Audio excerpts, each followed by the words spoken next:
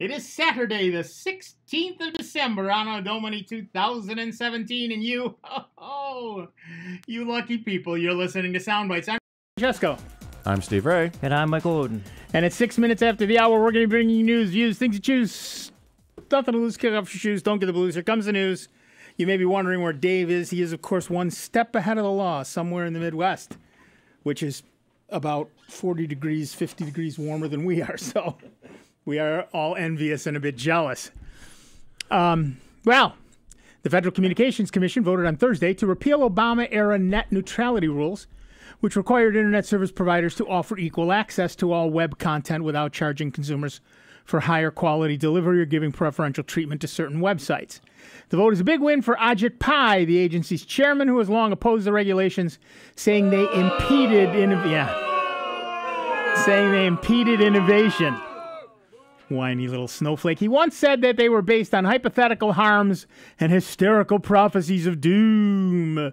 The original rules went into effect in 2015 and laid out a regulatory plan that addressed the rapidly changing internet. Under those regulations, broadband service was considered a utility under Title II of the Communications Act, giving the FCC broad power over internet providers. The rules prohibited the following practices: blocking internet service providers. Blocking. Internet service providers could not discriminate against any lawful content by blocking websites or apps. Throttling. Service providers could not slow the transmission of data based on the nature of the content as long as it is legal. And paid prioritization. Service providers could not create an internet fast lane for companies and consumers who pay premiums and a slow lane for those who didn't. Those blocking, throttling, and paid prioritization rules are out the window.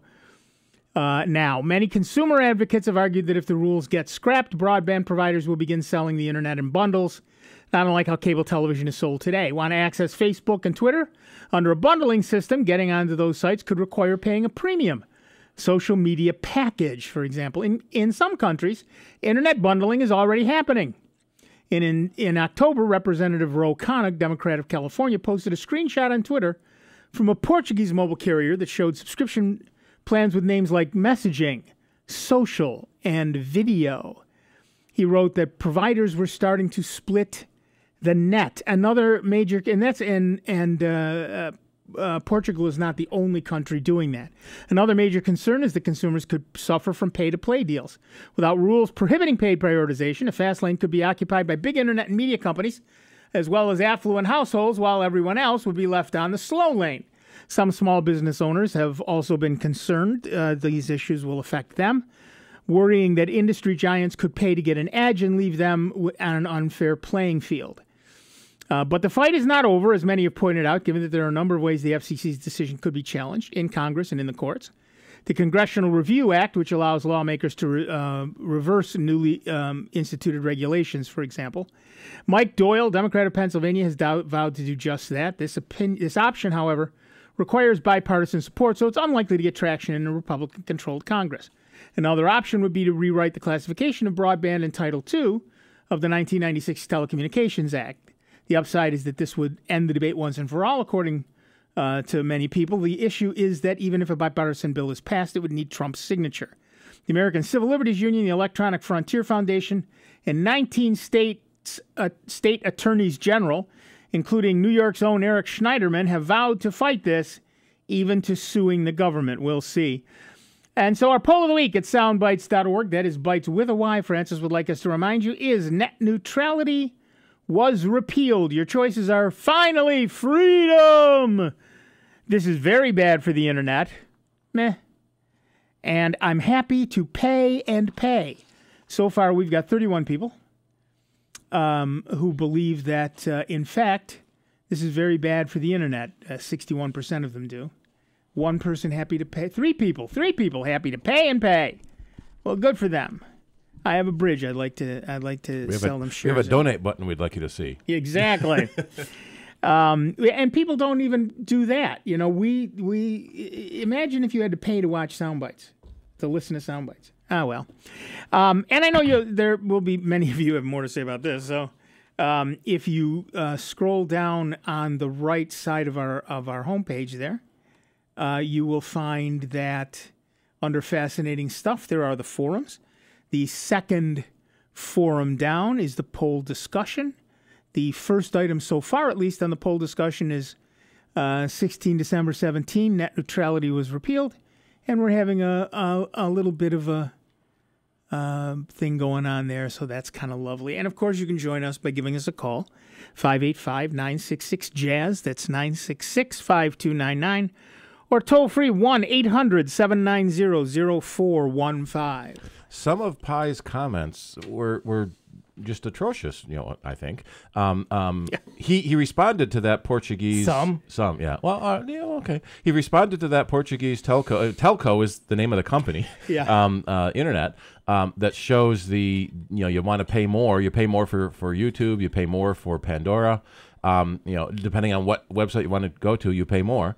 And Pi said, well, that's good for customers because then they can decide what they want to pay for. Yeah. Yeah. Yeah. And then he specifically called out Cher, Alyssa Milano, George Takei, and Kamali Nanjiani for what did he call it? Well, the Ars Technica was ginning up support. Right. That was their fear-mongering and hysteria. The Hollywood actors are causing the problem. It's not really a problem. It's just them making it sound bad. Right. Speaking of acting, he did a good acting job on a few sketches. Yeah, he did some videos vote. which some people loved and a number of people found incredibly demeaning. But I guess everybody gets a choice. One of the big things he had said is that because the Title II was implemented, internet providers have stopped building out their infrastructure. This is, of course, an utter and complete lie. Utter and complete lie. There was an article on one of the websites that went through point by point. It was either John Oliver or Stephen Colbert that brought out a conference call from Verizon shareholders where the CEO of Verizon is legally obligated to tell the truth, said that, this Title II thing hasn't changed us any. We're still going to spend $1 billion on infrastructure. Yep. And so everything that he claimed was wrong. So we're making the internet free for providers to overcharge you, and that's what I thought, because his name for the ruling is the Internet Freedom Act. Right. Everyone wants to have the internet be free, right? No, it's free for internet providers to screw you. Yeah, exactly. One of the things we're finding already, and this is the ink's hardly dry. Comcast had a page on its website that talked about how they would never ever do any bad things if net neutrality was repealed. Yep. That page is now gone. That page is gone. So the same day the FCC was vote. Yep, there was somebody sitting in a room with a finger over a button just waiting for that ruling to pass so they could remove that page. And that's what Pi said, is the internet providers would voluntarily police themselves, and as long as they publicly disclose how they're screwing you, that's okay. Exactly. And so they put it on a website somewhere that we're going to charge you extra for Facebook. That's perfectly fine. Right. Just like, people get to voluntarily, the pharmaceutical companies get to voluntarily charge us $700 for the same drugs they sell in other countries for $35. Same drugs from the same plants, packaged by the same people. Different.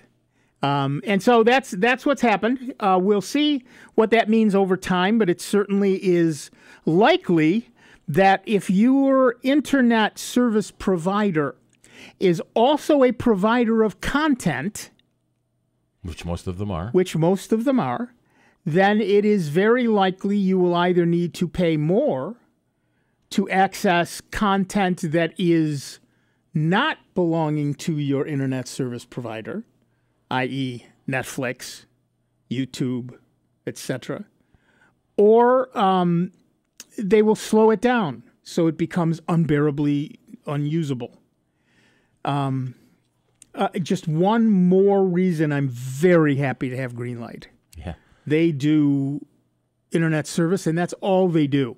So if you are a fiber installer technician, you know how to lay fiber, call Greenlight. They'll give you a job because they want to run out faster than they can currently. They're from what we've seen, they're booked up for the next couple of years. You can go to the Greenlight Network's website and sign up your interest. You don't have to pay anything yet. You're just signing up your interest to get your neighborhood. And if you're sitting on any town boards, please give them authorization to run wires in your town. Exactly. Yeah. And from Stop the Cap, we had some very conflicting news from Spectrum, the local ISP here in Rochester.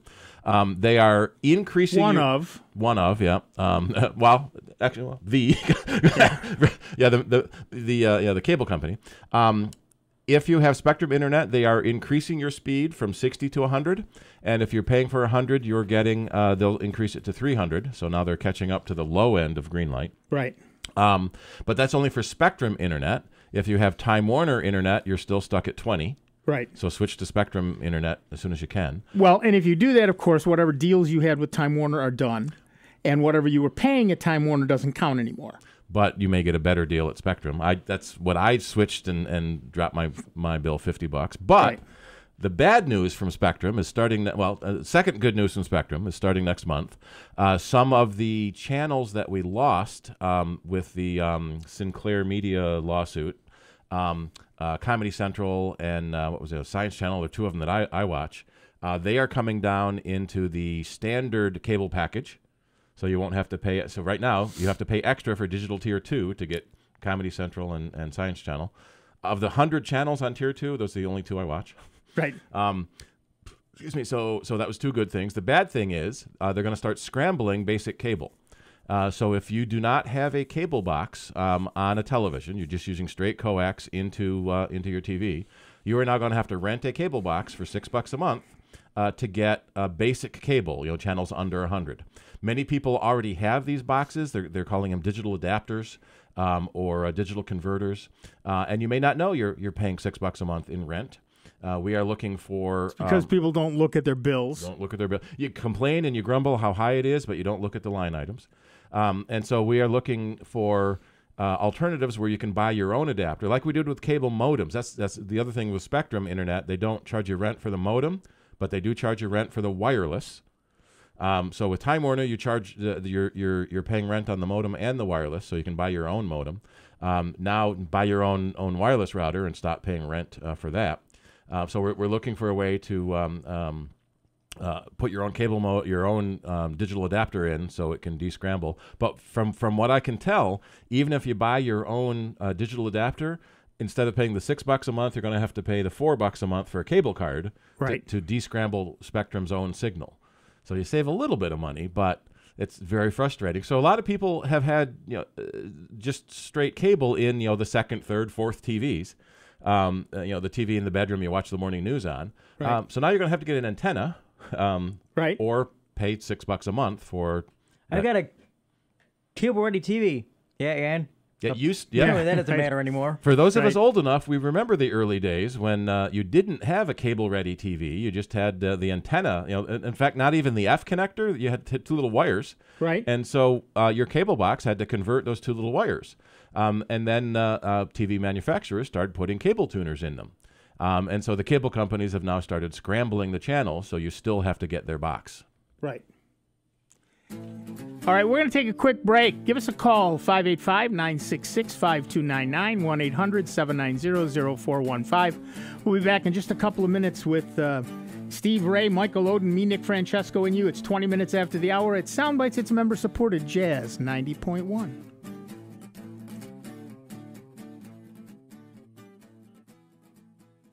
Computer talk you can understand. More Soundbites is next on member-supported Jazz 90.1. Are you in the mood for a new clothing item from the Jazz 90.1 online store? Jazz 90.1 is currently stocked with short and long sleeve t-shirts, polos, sweatshirts, sweatpants, and more. Visit the Jazz 90.1 online store and see all the great items available so you can tell the world, tastefully, that you are a proud Jazz 90.1 listener. Visit the Jazz 90.1 online store today at jazz901.org. Boogaloo Joe Jones, Jimmy Smith, Soul Live, Grant Green, James Brown, Melvin Sparks, Ron Levy, Bobby Blue Bland, Jimmy McGriff, Charles Kennard, New Cool Collective, The Awakening, Clarence Wheeler and the Enforcers, Eddie Jefferson. Join Chuck Ingersoll for the Soul Jazz Spectrum, Sunday nights at 9, and hear all this and more only on Jazz 90.1 and Jazz901.org.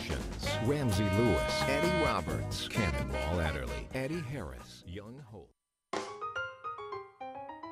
Jazz 90.1 is supported in part by our members and by Bop Shop Records, presenting the Charlie Lindner Holiday Show, Sunday, December 17th at 7:30 p.m. at Bop Shop Records, located at 1460 Monroe Avenue. The Charlie Lindner Holiday Show features original jazz compositions, holiday music themes from films, and teases from classical and well-known pieces. Charlie will perform on an acoustic piano, accompaniment by Kyle Bach, upright bass, and Matt Rammerman, drums. For more information, you may call 271-3354 or visit bopshop.com. Would you like a tax deduction for 2017? All while supporting your favorite jazz radio station? When you donate to Jazz 90.1, you get a tax deduction, while at the same time you're supporting the great jazz programming you love on Jazz 90.1 and Jazz 90.1 Swing and Blues Radio. You can call 966-JAZZ or you can go online to jazz901.org, but you have to donate before the end of the year to get the tax deduction for 2017. Call 966-5299 or visit jazz901.org to make your tax-deductible contribution to Jazz 90.1. Jazz 90.1 weather. Cloudy and on the breezy side across Rochester, Western New York, and the Finger Lakes, with some limited lake snow, mainly over Wayne and Wyoming counties, but a burst of snow not out of the question in Rochester, the high in the mid-20s. It's mostly cloudy for tonight with a few flurries, the overnight low into the mid and upper teens near the lakeshore, single digits south of the Thruway. Mostly cloudy on Sunday, a little wet snow developing into the night. On Sunday, the high near freezing. I'm meteorologist Josh Nichols for Jazz 90.1. And it is 26 degrees at the Greater Rochester International Airport, 27 here in Greece at member-supported Jazz 90.1.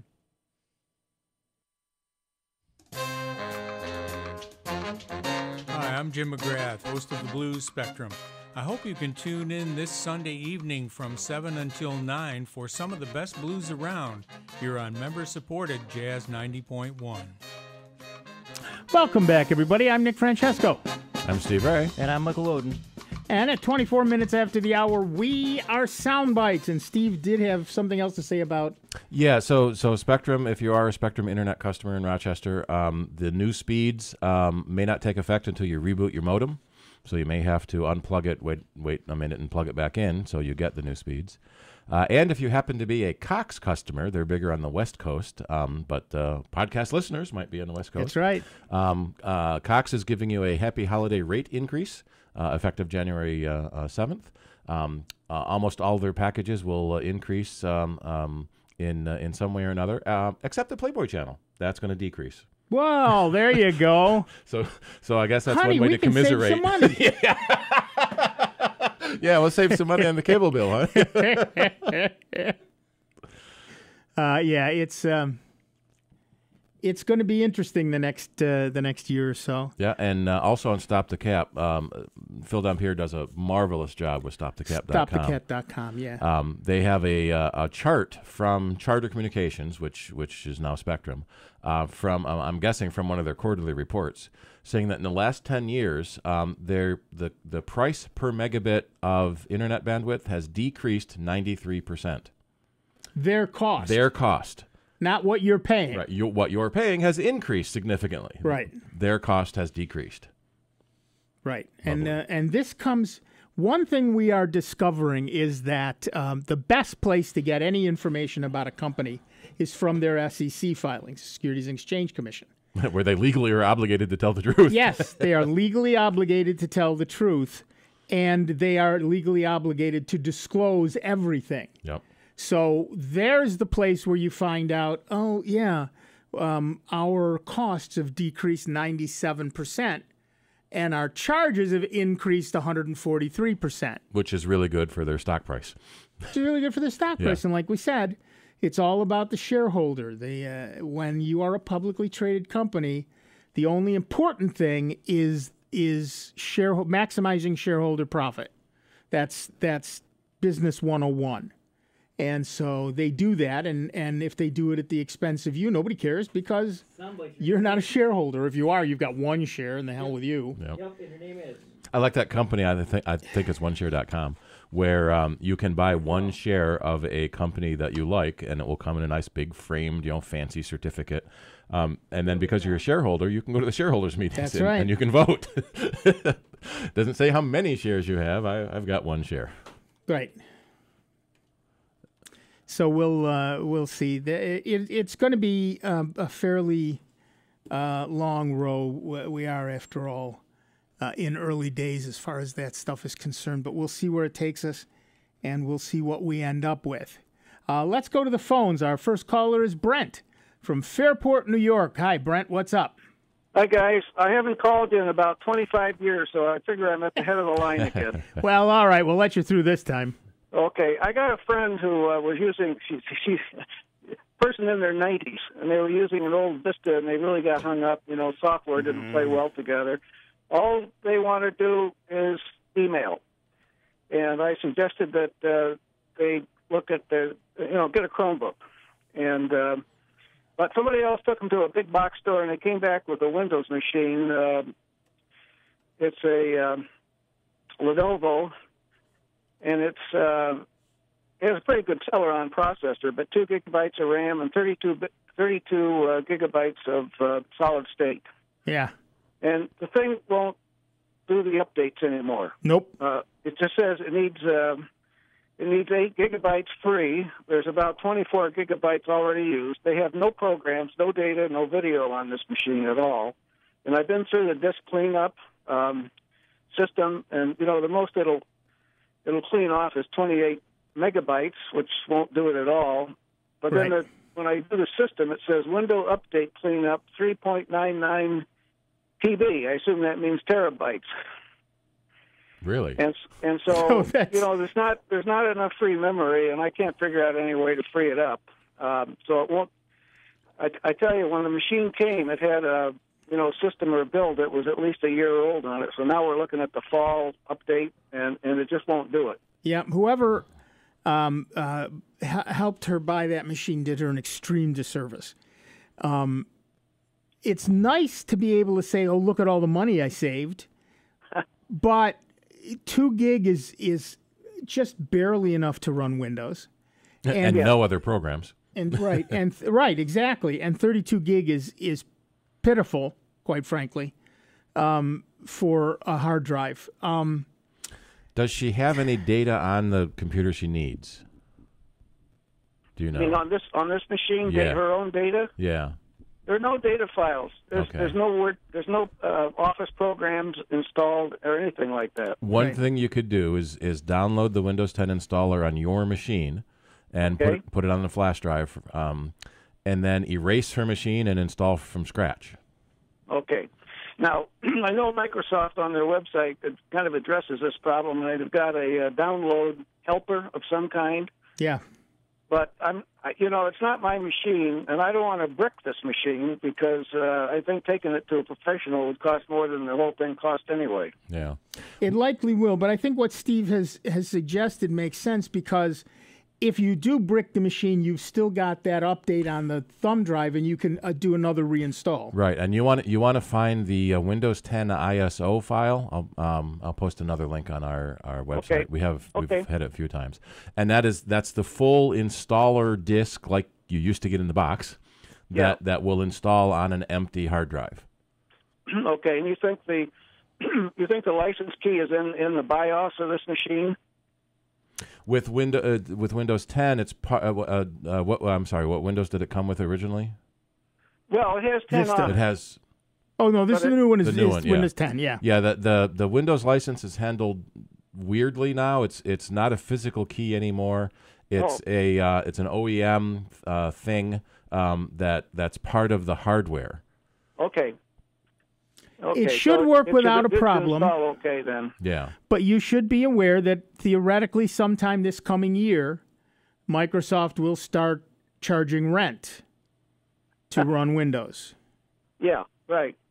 That's the other thing. Download Neverware and install. Make it a Chromebook.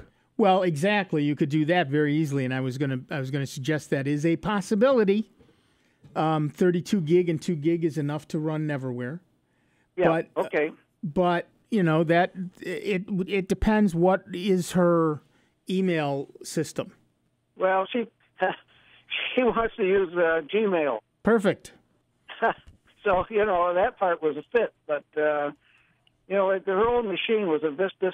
It stopped playing with Yahoo and the browsers that you could have on that machine. See, of course.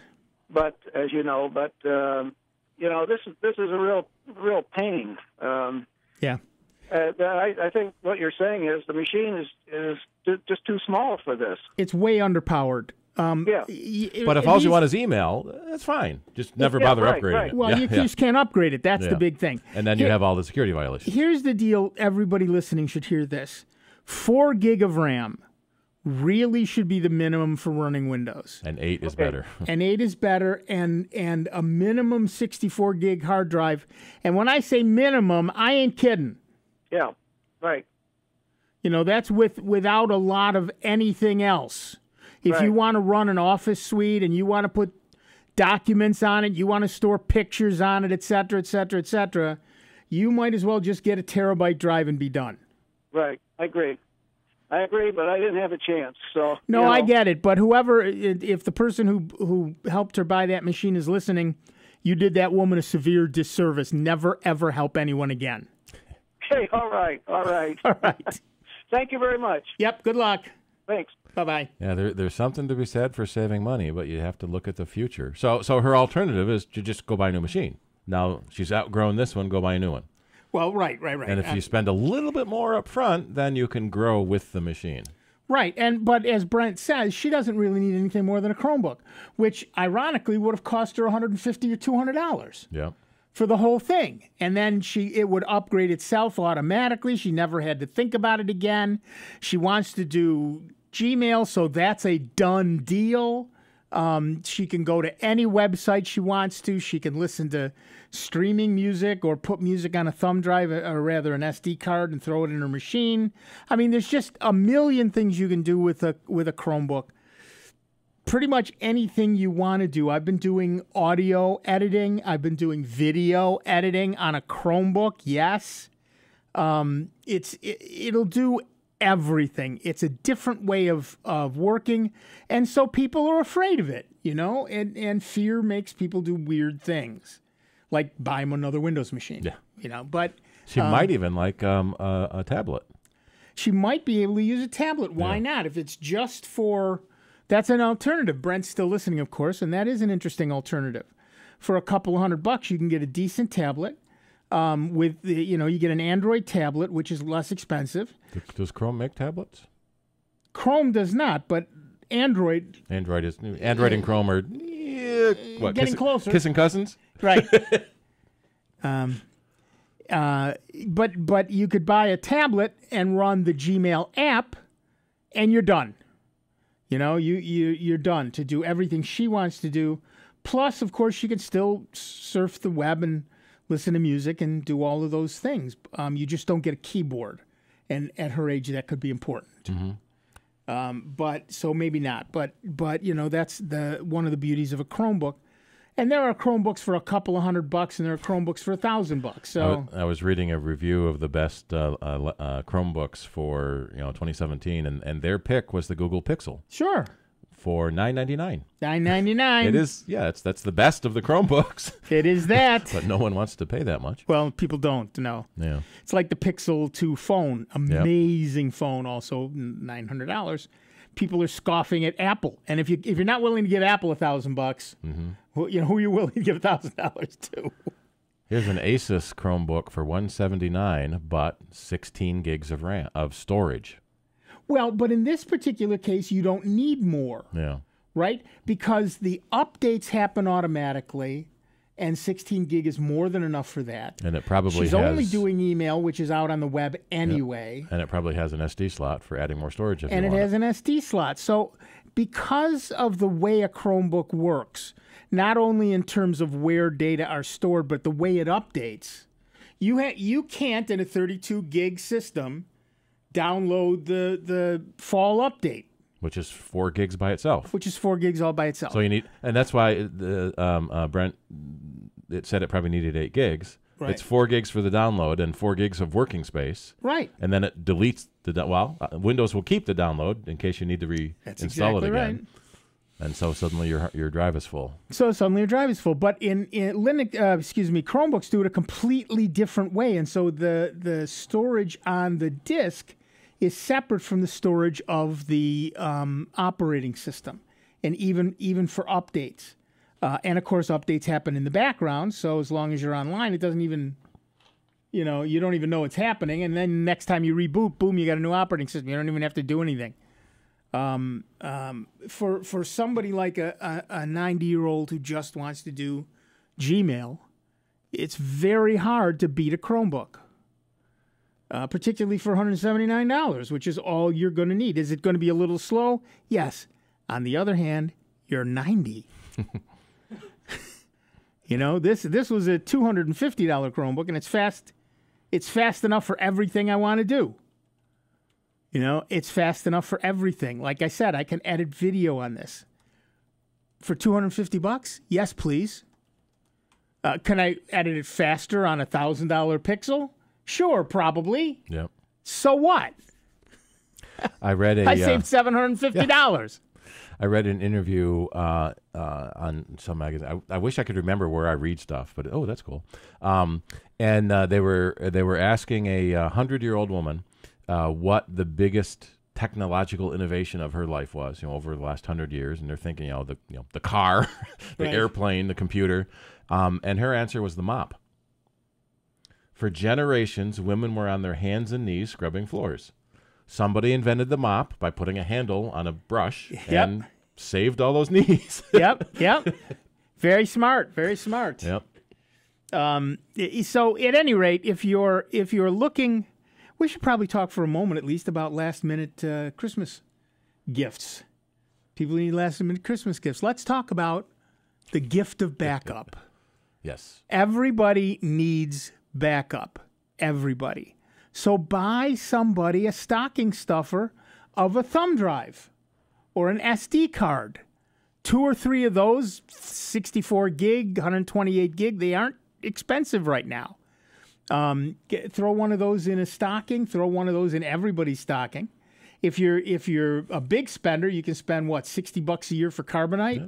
Give them their first year. Give them their first year for free. Here it is, a year of Carbonite. You get backed up to the cloud. It's only $60. What a great gift. What an absolutely great gift.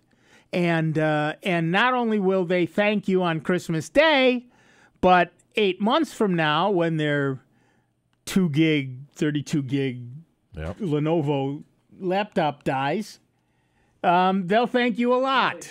We still get customers that come into the store with a dead hard drive and say, well, why did it break? Things break. It's a spinning mechanical thing. Well, I've never had it break before. That's right. Congratulations. It broke now. Right. Or this was my backup drive, so I deleted it from my main drive. Then it's not a backup copy anymore. If it's your only copy, it's not a backup. That's exactly right. So we'll see. So Backblaze has which is another one of the inexpensive personal cloud backup, 400 million gigabytes backed up. That's 400 petabytes. Yeah, it really is. All right, we're going to take a quick break. We'll be back in just a couple of minutes with Steve Ray, Michael Oden, me, Nick Francesco, and you. It's 40 minutes after the hour. It's Sound Bytes. It's member-supported Jazz 90.1.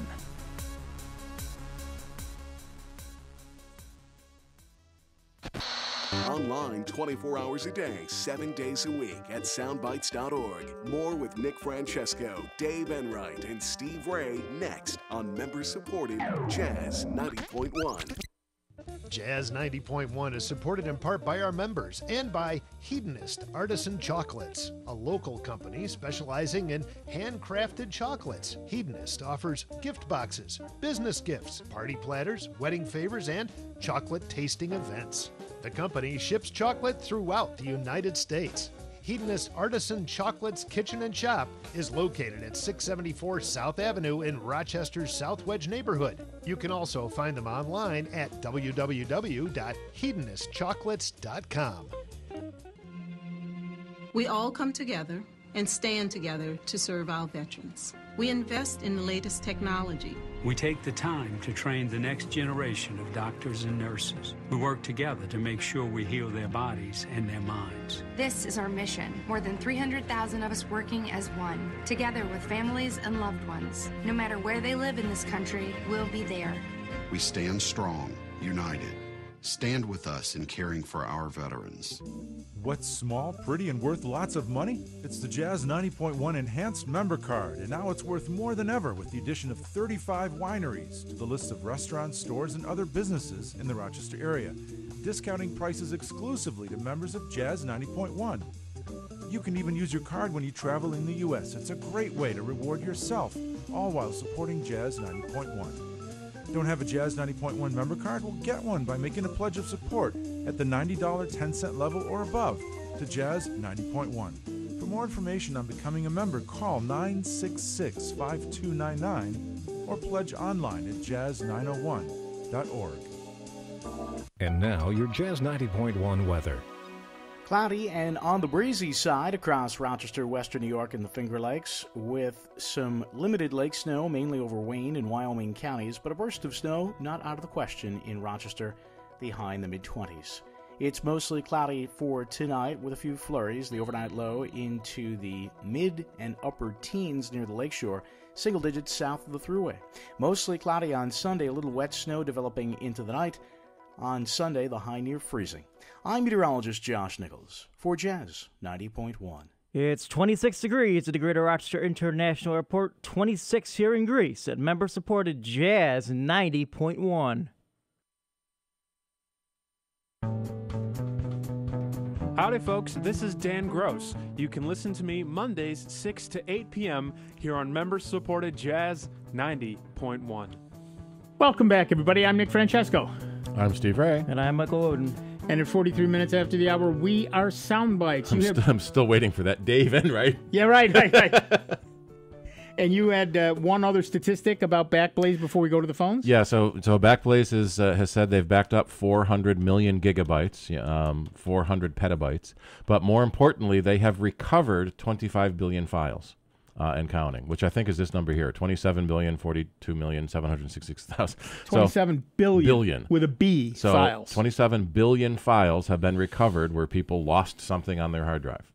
There are two kinds of people, people whose hard drives have failed and people whose hard drives will fail. Right. So you will fail, you will lose your data. Will you cry if you lose your data? Will your wife kill you if you lose the baby pictures? Well, I've said this before.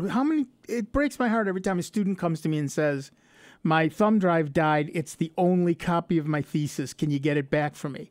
Now, and I have to say to them, I can either spend 4 days of my own time, because it's not my job, getting these data back for you, or you could have spent $5 on a backup thumb drive. Yep. Why is this on me now? Which they have at the school bookstore, right? Exactly. That's my point. Yeah. It's ridiculous. All right, back to the phones. Our next caller is Mike from Gates, New York. Hi, Mike. What's up? Hi. I want to find out about the Chromebook. Yeah. Can you put CC Cleaner on the Chromebook? No, and that's okay because you don't need to. CC Cleaner is designed specifically to clean Windows computers. Oh. But CCleaner doesn't do. I mean, it doesn't do anything on a Chromebook.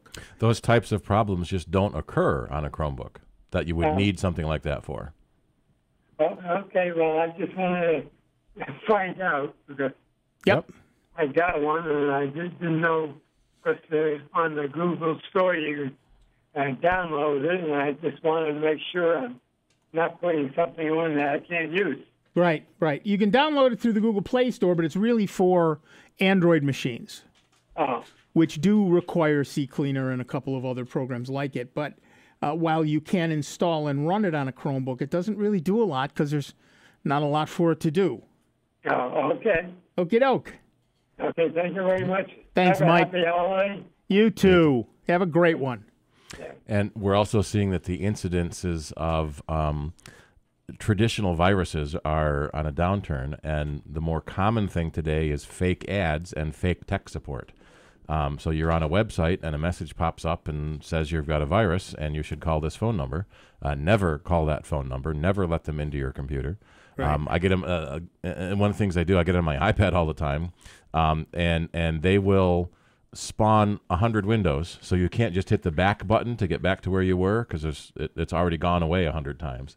You have to close that window and maybe even close the whole browser, right? To get to get out of it.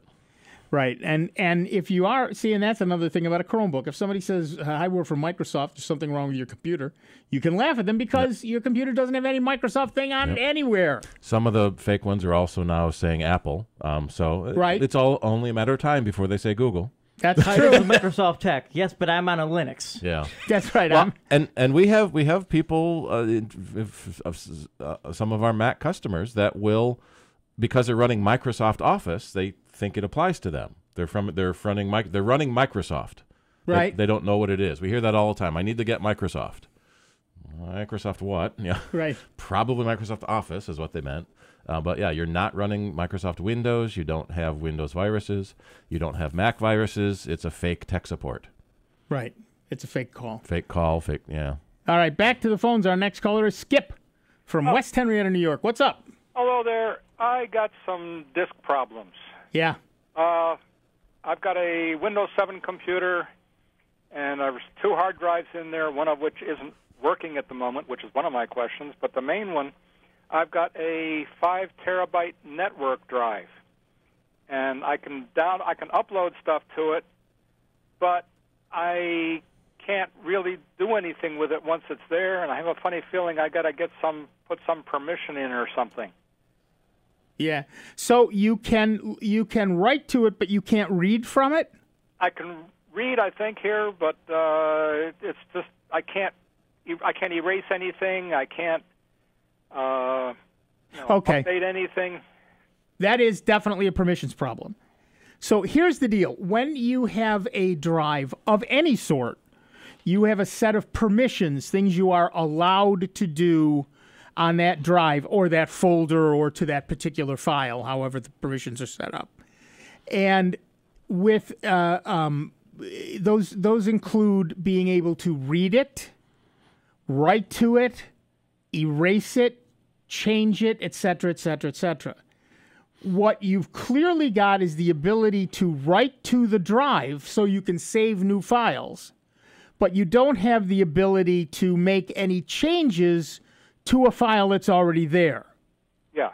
So, for example, if you were to copy one of those files to your hard drive, I'm sure you could open it up and edit it and change it and do whatever you want and save it back to your hard drive, but then you couldn't move it back to the network drive unless you also changed the name. What brand network drive is it? Unsure. That's upstairs. I'm here. Yeah, what you're going to have to do is check the manual and create a username on that drive. And then when you log into the drive with a username, that name has permissions to read and write the files. What may be happening is you're only going in as guest because you haven't created a username, and guests have very limited permission. Now, be aware that once you create a username, that username is separate from the files under guest. So your best bet would be to copy all those files to your hard drive or a thumb drive or whatever, create your own identity and log into the drive with that. And again, the manual will tell you how to do that. And then upload all those files again, but to your own section. So for example, I have a multi-terabyte drive on the network in my home. I have a section. My wife has a section. She can't see my stuff. I can't see her stuff.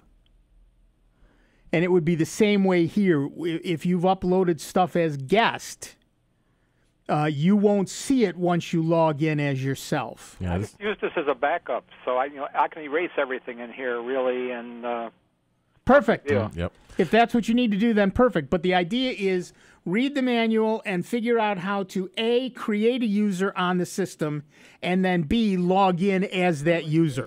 Yeah, one of the tricks is if you make the username on that network drive the same as the username for Windows and the password the same, then it logs in easier. Right. Well, that's another problem I got on this computer. Most of the time, it comes up and just goes right into Windows, no problem. Every once in a while, it says it wants a password. I don't know why it does once in a while, because I don't remember the password. So I just hit restart, and it comes up, and usually it comes right into Windows. Yeah, this is a Windows 7 machine, right? Yeah. Yeah, it's dying. I hate to be the one to tell you that. The drive is dying or the board is dying? Yes. One or the Probably other. the drive, but yes, something is dying. It can't read the password file to auto log in. Right, and then when so it's likely to be the hard drive. That's okay. Thank you. Well, no, but you know what? I'm sorry, but that's we talked about this earlier today. Drives die. Yeah. Google has a thing. They have billions, and that's true. Billions with a B drives, and they have empirical evidence that the average lifetime of a hard drive is 5 years. About Now- 20% per year failure rate. Right. And what that means is some of them die out of the box, some of them last 10 years, but the average lifetime is 5 years. So if your drive is creeping up on or has gone over 5 years of age, you're in the average. So yeah, I just don't want to go to Windows 10, and I'm not sure what I've got. Hopefully, games and stuff will run on your Chromebook. So maybe I got to do. Well, it depends on the game. It doesn't do Flash, but it does do a bunch of other stuff. Most companies are abandoning Flash fairly quickly. Everybody but Zynga, it seems, is abandoning Flash. And so, depending on the game you play, you may easily be able to manage doing it on a Chromebook. But the idea here is please make sure that your backups are all good and accessible.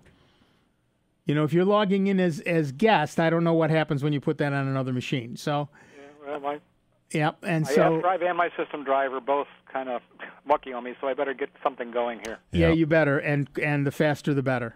The good news is a lot of deals for Christmas. Okay, you got other phone calls waiting for you? We do. Well, Okay, actually, well then, yeah. I'll leave my other questions for another day then. All right, thanks. Good luck. Get Okay, that taken care of right away. Don't wait. Yeah, so often we hear from someone whose drive has died. Yeah, it's been acting funny for 6 months. Or it's been making a weird noise for a couple of months now. All right, so invent a time machine. Yeah, right, exactly. Go back in time and back it up then, because that was an indication that something's going wrong. It's like your car or appliances, toaster, refrigerator. If they start making a different noise, look at it. There's something going wrong. Well, but mechanics are the same thing. Well, the light's only been on for about 6 months, so I didn't really worry about it. All right, back to the phones. We got a couple minutes to talk to Larry from Rochester, New York. Hi, Larry. What's up? Good afternoon, guys. I thought the first part of your show was absolutely great. Thank you. I was not aware that Spectrum had increased their speed, and I have a 60 megabit modem. So I went in and checked, and the speed had actually increased. So I went to this ATT site and just checked it to see what it looked like. Says I have 116 megabits download, but only 0.09 megabits upload. Oh yeah, a lot of people are seeing that. Again, as Steve said, if you unplug the modem, turn it right off, let it sit for a minute or so, and then pop it back on again. You know, plug it all in, turn it back on again. Theoretically, that resets everything, and both sides should work fine. Okay, so I did unplug it. I listened to what you guys said. I did unplug it just to make sure. It's still down here in the mud in terms of upload speed. Yeah, so I'll turn it off again and try it again. Well, yeah, but if that doesn't work, of course, then you have to talk to Time Warner. They may have to do something at their end. Okay. And it is the speed increases are rolling out across the service area. So not everyone may have it yet. From what Phil has found, their statement says by the end of the year. So probably in your December bill, maybe your January bill, it will tell you about these changes. Okay. Right. All right. So download seems certainly faster than what I originally purchased, but upload seems to be slower than it ought to be. Yeah. And just a note, I called you last week about Apple Script. I think I almost have it working. I'm getting pretty hooked on this now. So there you go. No telling where I'm going. Nice. Okay, thank you guys. Just wanted to let you know you helped me a lot with Apple Script. I did download the PDF version of the book that Dave talked about, and so I'm writing, doing my own thing now. That's what we love to hear, Larry. Okay, Great. Thank you guys. All right, thanks. Have fun. Bye-bye. Yeah, Steve talked last week about the fact that archive.org has a bunch of books on Apple Script. Yep. Which is a scripting language for the Mac to let you automate things. A lot of it's been taken over by a program called Automator, which can automate repetitive tasks. If you ever stop to think to yourself, there's got to be an easier way to do this same thing over and over again, you're usually right, there is. And with Mac, you've got Automator and AppleScript. Windows, there's terminal commands. Well, and PowerShell and now. PowerShell, yeah, and with Linux, of course, you got the Bash shell. The Bash shell, which is all in there on the Mac too, yeah. Perl and Python, Ruby, Perl, PHP. Pretty much The everything. Mac comes with a dozen programming languages that no one knows about because they're all underneath at the Unix level. Right. If you're the sort of, I remember the day you brought in the first. Yep. Tony. Tony Placilla was on the show with us. We pushed Steve. He was trying to show us all the wonderful new things in the Finder. Yep. And we just pushed him out of the way and said, "Where's the terminal?" Yep. But then he was disappointed it was Bash. He liked the Bourne better, was it? He liked Bourne shell. He liked Bourne shell better, but it was. And it was I think the Bash they're both shell. in there. They're all in there. It's just Unix is all it is.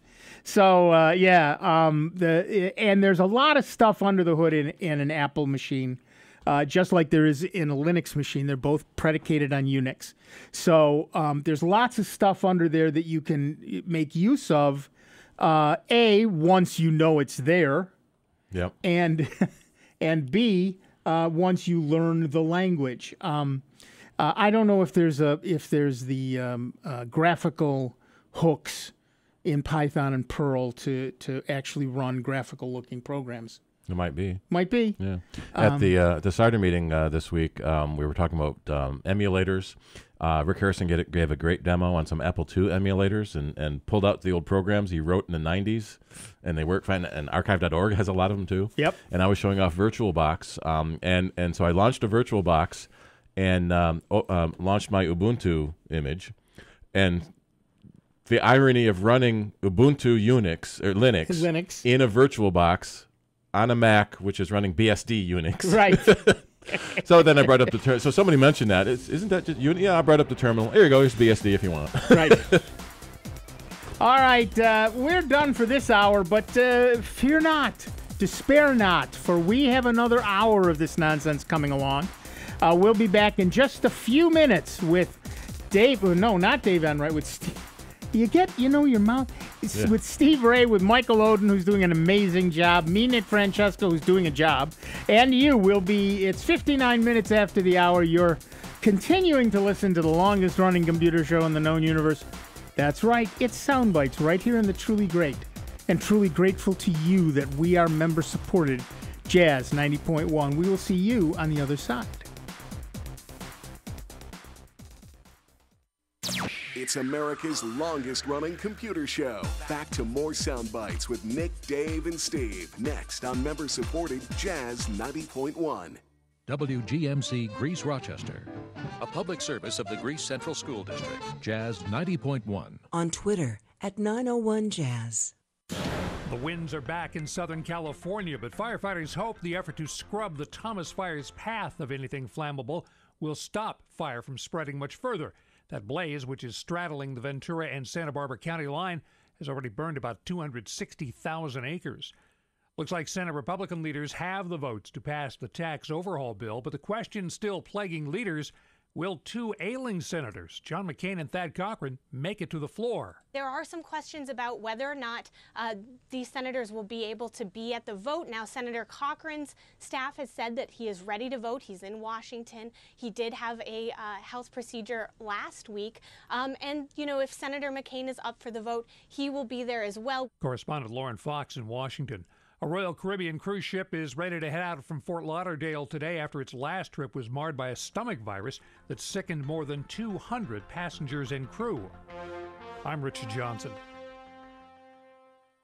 Do you want to learn English? Visit usalearns.org. Our website offers hundreds of interesting videos and educational activities for learning English online. More than 7 million people around the world have used USA Learns to increase their job opportunities and improve their lives. Use your computer, laptop, or tablet and start learning English today at usalearns.org. Now, through December 20th, you can register to win a stocking full of great jazz CDs as part of the Jazz 90.1 Stocking Stuffer giveaway. All you have to do is email contests@jazz901.org with your name, address, phone number, and why you think Santa should bring you, or someone special to you, this wonderful gift. And you could win.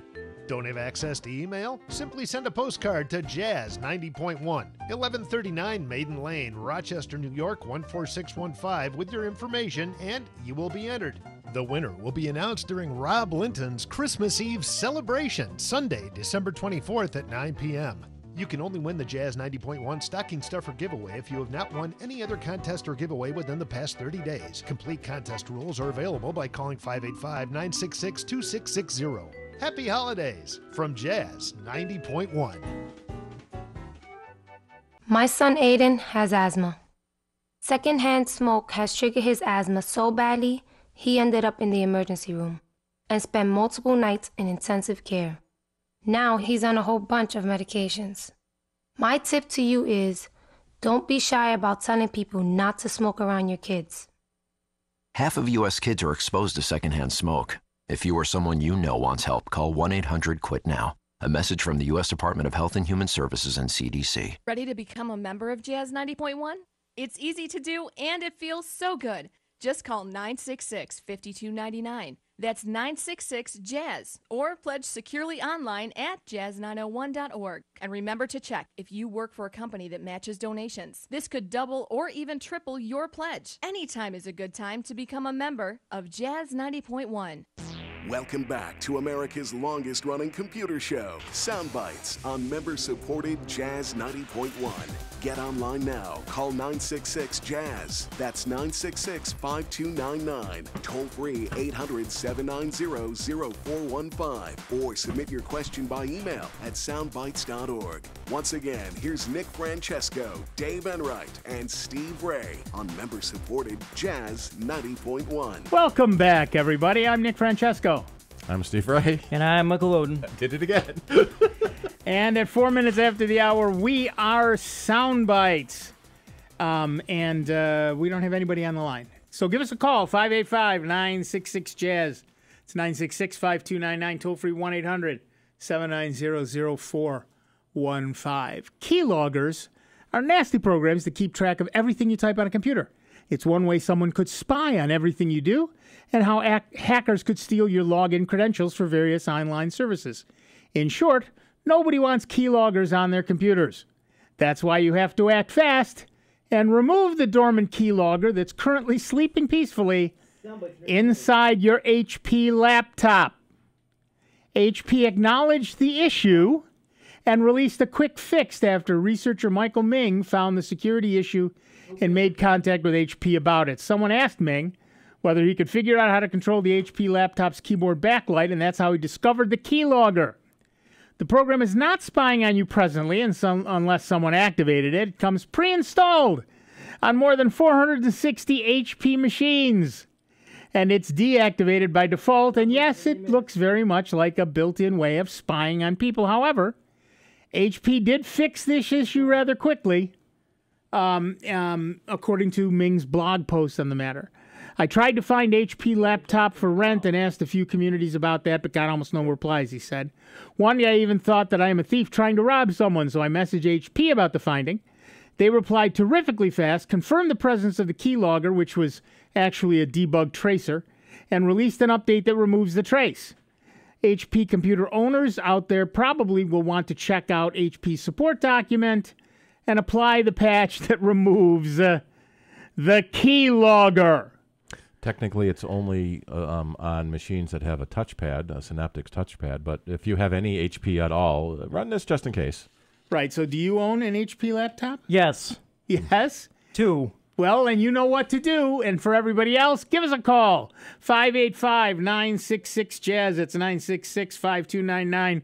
Toll free 1-800-790-0415. In the meantime, we're going to talk to Barb from Arundecoit, New York. Hi, Barb. What's up? Hi. I finally went from a Windows 8 to a MacBook Air the other day. Nice. And so far we're loving it, but I'm trying to transfer some files from, it's an HP laptop, and I just hear it's one of the Stream notebooks running 8. Stop laughing, please. Yeah, no problem. And I cannot download Migration Assistant. The MacBook keeps telling me I'm not running the most updated version, and I don't know how else to do that. Well, you start with under the Apple menu and go to App Store, and from there go to Updates, and that will install the latest updates for the computer. Okay, so on my HP, I would do that then. No, on the Mac. Apple. On HP, and which? Apple or the MacBook is telling me that I'm not running the most upgraded version, but I just downloaded it. Well, it doesn't mean I don't know that it means the latest version of the Migration Assistant. It means the latest version of the operating system. Probably. Okay. And I'm thinking this does not have enough space, possibly, to download the most upgraded version of Windows. That's my problem. No, hold on. We're really talking about two very different things. Let's take one machine at a time. Okay. Let's start with the MacBook Air. Yep. Okay. Under the Apple menu, select App Store. Right, got that. Then go to Updates and see if there are any and do them. Okay, gotcha. That's one. Okay. Then on the Windows machine, then you download that Migration Assistant. Which I did already. No. First, upgrade the Mac. Okay, upgrade the Mac first, and then, okay, gotcha. Right. Then download the Windows Migration Assistant on Windows. Okay. And connect the two. You should. I believe the error message you're getting. Okay. And are you getting that message on the Mac or on the Mac? On the Mac, yeah. Yeah. So upgrade the Mac first. Which I just did. It said no updates available. Maybe it needs an upgrade. Go to the Apple menu and choose About This Mac, and it will tell you what system version you're running. I'm sorry, say that again? Under the Apple menu, the first command is About This Mac. About This Mac, I don't even see it. I'm down in the Apple icon down at the bottom. You mean there? The App Store? No, the Apple menu that looks like a little apple in the upper menu left bar. corner. Oh, gotcha. The little apple up here, About This Mac. Mm-hmm. Okay.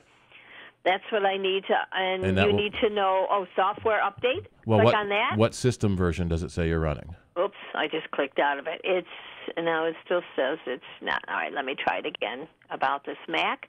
I am running version 10.12.6. You may be getting an erroneous message. I'm looking at the specs for Migration Assistant, and it says it runs through 10.11. So maybe it's seeing 10.12 and saying that's the wrong version. No, but it should work. Yeah, it should work. It should work. So if you go up to that little Apple menu in the corner and pull down App Store. And the software update button in that About window takes you to the same place. Same place. Yeah. Okay. So there is an upgrade available 10.13, but I don't think it needs that. It should work with 10.12. Okay. And when you launch the migration assistant on the Mac, you get the message? Yes. That's strange. It's got to be the HP. I know it is. Just Well, because the HP I've needs had to more have problems with it than Yeah. not. The HP needs to have Windows XP Service Pack 3 or later, so that you should have at least that. So So- how many files are you trying to transfer? Oh, it's not many at all. Oh, I don't know. I don't have a clue how many, but That- it's not. I don't have much on this computer at all. It might be easier to copy the files to a flash drive on the HP and then put that flash drive into the Mac. And then the Mac will automatically recognize it. Yes. Mm-hmm. Okay, because I have a flash drive. And then what I want to do is just get rid of everything on this HP and then try to sell it. I want to just Perfect. get rid of everything. So, okay, all right, then that's what I will do. I'll copy to a flash drive. Okay. Good All luck. right. Yep. Thanks, Thank Barb. you. Yeah, the migration assistant will copy everything, all of your documents, all your photos, all your music. It'll copy your email settings, your username, account, everything. If you've only got a few files you want to copy, then it's often easier to use a flash drive. That's right. It's overkill to run the migration assistant for a bunch of files that aren't going to go over anyway. I mean, because they don't exist. Yeah. But if you've only got a few files and you know which ones they are and et cetera, and you check that you've moved them and that they all open, Yep.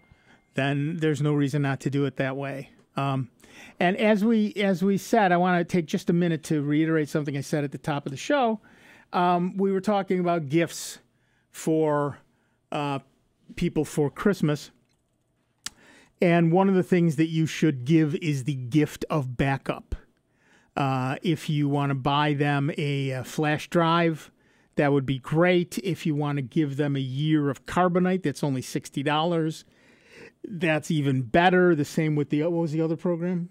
Backblaze. Giving someone an automated backup is a beautiful thing.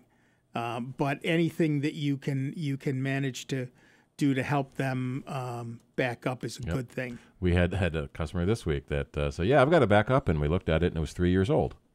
So that may not be a. So we have to change our wording. Do you have a current backup of your data? Right. All right, back to the phones. Our next caller is Larry from Webster, New York. Hi, Larry. What's up? Hi, guys. How you doing? Good. How are you? Well, it'll depend on what kind of answer I get. Sure. I had issues with my computer. It was starting to die out, and I took it to a guy, and he downloaded some of my files. And when I tried to access them through the thumb drive, the files came up with a $EFS file, and I can't for the life of me figure out how to open these. Can you recommend a site or a direction? Well, that says it's the Windows encryption file system. Was your old computer running an encrypted hard drive? No, it wasn't. Okay, this is weird. You need to talk to that person and find out how they backed things up, because Steve is right. EFS is the encrypted file system, and what that does is it protects all of your data from somebody just randomly breaking into your machine and grabbing it, because they have to have certain passwords and et cetera, et cetera. So if you've got an EFS file, then it is encrypted and you need the password.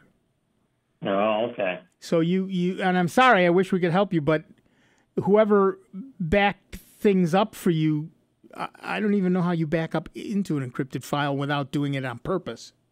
Yeah. Mm-hmm. So maybe they just encrypted the file system on the flash drive. That may be, but I'm afraid you're going to need to talk to them to find out just what the heck actually happened there. Sorry. Okay. I'm so sorry. Oh, well, it's the kind of time I've been having with this thing. All right. Thanks, guys. Have a good holiday. You too. Thanks. Yeah, unfortunately, we see that every once in a while. Somebody does something that's probably good. I mean, backing them up and encrypting them means that they're not, even if you lose the flash drives, people can't get at them. But if he didn't give you the number, the password, that's probably not a good thing. So, or you backed up the wrong files. Right. We had, I hate customer stories. We had a customer who was religiously backing up his Quicken data file onto CD for years. And when he gave us, his hard drive died, he bought a new computer, he gave us stacks of CDs. We look at the CD, and he backed up the shortcut to the application. Didn't back up his data file, backed up the shortcut to the application. Right. So we went back disk after disk after, yep, sorry, you copied the wrong file. There they all are. Yeah. That's exactly right. All right. Yeah. So that's what we tell people. It's not just backing up; it's verifying that backup. Yeah. So it's not, do you have a backup? Do you have a and of course, do you have a recent verified backup? Yeah. Now, to us, when you say backup, you imply recent verified. Yep. That's the way it works. But for most people, you have to spell that out. All right, back to the phones. Our next caller is Bob from Irondequoit, New York. Hi, Bob. What's up? Hello, fellas. Number one, I'd like to thank you for the tremendous advice on buying a Chromebook, and I'm looking right now at your Guru's Guide to Chromebook for Seniors, which is so excellent. Thank you. But I do have a question in regards to what Steve said earlier. I know a lot of older folks are complaining their Time Warner bill is $160 a month, and he mentioned he got his bill down $50, and particularly in regards to the Internet. And I was wondering if he could tell us how to do that. Sure. It's one of the services our company offers. Bring your Time Warner bill into us at our store, and we can take a look at it and find things. There's a couple of things that are notorious for happening. One is getting charged for equipment you don't have anymore. So say you have a problem with your cable box, you get another one, and they forget to take the old one off your bill, so now there's two on your bill. We had one customer that had 9 DVRs on her account for her one-room apartment. And a $300 bill that she was complaining about. So make sure that you're only paying for the equipment you actually have. Check for the digital adapter boxes if you don't have TVs that need them, although that's going to change soon. And many times when you sign up for the service, they throw in a bunch of channels. You get HBO free for 6 months or Showtime free for 6 months, and then they start charging you for it. And so you can check to see if you're getting any of those extra channels that you don't need anymore. So basically, it's looking through the bill, the line item bill, which is page 2, not just the summary on page 1, and see if there's things on there you don't need anymore. Now, if she doesn't do a lot of internet, then maybe she could cut down on her internet speeds. You don't need the 50 gigabit, cut down to the 20. And that also, is she on Time Warner or is she on Spectrum? And some of the Spectrum deals are better than some of the Time Warner deals were. And so that can be a big thing, too. How do you get from Time Warner to Spectrum? You have to call them and switch services. Ask them what the price would be if you switch to Spectrum services. You get different television packages. You get different internet speeds. You get much faster internet speeds. 60 is their minimum on Spectrum. And also don't mind playing the elderly woman on a fixed income and see if there's a deal they can give you for that. The deal they offer on their website is $98 for phone, internet, and television. The triple play. And generally that's only for new customers, so us existing customers get screwed that way. But oftentimes you can get down into that, close to that area. One thing that they do tell you, we had a couple of customers that I was at this week, if you cancel your phone service, your price can go up because the triple play bundle can be cheaper than doing just internet service. And so, the thing there is you get a Time Warner telephone, you just ignore it. You get a landline you never use. Right. Because your bill is lower. So that's a big thing. But we see a lot of the most common things are equipment you don't have anymore, or channels you don't need anymore. We had one customer was paying for all 10 of the pay channels because occasionally he'd watch a movie here and occasionally he'd watch a movie there. So for that, get an Apple TV or a Roku, and you do them on demand instead of paying a monthly charge for services like that. Steve, if I got her a Roku and just went with pure internet, is that significantly cheaper? It can be, yes, and there are a new class of internet-only television packages. Sling TV has a package of the common television channels that come over the internet. Amazon now has Amazon Channels, which you get over the internet. And then Roku and the Amazon Fire and Apple TV, they have different channels packages as well. One of the things that you tend to have to change your mindset is you start having to learn networks. So what network is your show on, and that's the app you download on your Roku or your Apple TV. Now I know Nick liked his Roku for all the Kung Fu channels. Exactly. We've got El Rey now on television. We have El Rey. Yeah, so El Rey has got a lot of those channels. But is there a way to get a reasonable price just for internet from either Spectrum or Time Warner? Depends on how you define reasonable. I know that Spectrum has been offering or running television ads. It's $45 a month for internet service. So if you don't need the extra television packages or the phone packages, you can do it that way. Of course, what we don't know is what's going to happen now that net neutrality is gone. Yeah, when are their deals going to change? And, will they charge you extra to get to Netflix? Yeah, Spectrum has on their website, they have list of the different packages. If you're using, television, internet, and phone, by bundling more together, you save money than buying them separately. But if you want internet only, you can get just internet only. So essentially, do you have to cancel Time Warner if you have that and then buy Spectrum separately? Basically, yes, but it's the same company now. It's so when Charter bought Time Warner, they called the new company, the combined company, Spectrum. Mm-hmm. So you're switching from the old Time Warner package to the new Charter package under the Spectrum brand. And when I meet these elderly folks at McDonald's for coffee, can I tell them bring their bills in and see you? And can you tell us where your business is? Sure. Sure. Yeah, it's Mac Ave. We're at 7716 Victor Menden Road in Victor. We're there till 5 today. Hi, Jackie. And through the week we're open 10 to 6. And we're on Route 251, just off of 96, between Eastview Mall and the Village of Victor. Perfect. And we sell replacement cable modems. That's a big thing, too. With Time Warner, you rent your cable modem for $10 a month and your Wi-Fi for $5 a month. So you can buy your own and save money that way. Right. Well, you've been sensational. Thank you so much, and have a happy holiday, you fellas. You too. Thanks. All right. Thanks again. Bye. All right. Thanks, Bye-bye. Bob. Some of the incidental charges are very annoying. You pay $3 a month for a sports package, even if you don't have sports. For ESPN on standard cable, you have to pay extra for that. Yeah, exactly. We're going to take a quick break. Back in just a couple of minutes with Steve Ray, Michael Oden, me, Nick Francesco, and you. It's 24 minutes after the hour. It's Soundbites. It's member-supported Jazz 90.1. Computer talk you can understand. More Sound Bites is next on member-supported Jazz 90.1. Jazz 90.1 is supported in part by our members and by Hedonist Artisan Chocolates, a local company specializing in handcrafted chocolates. Hedonist creates classic favorites as well as collections of unique flavors that change with the seasons. This year's holiday treats include salted caramels, candy cane bark, and traditional holiday truffles.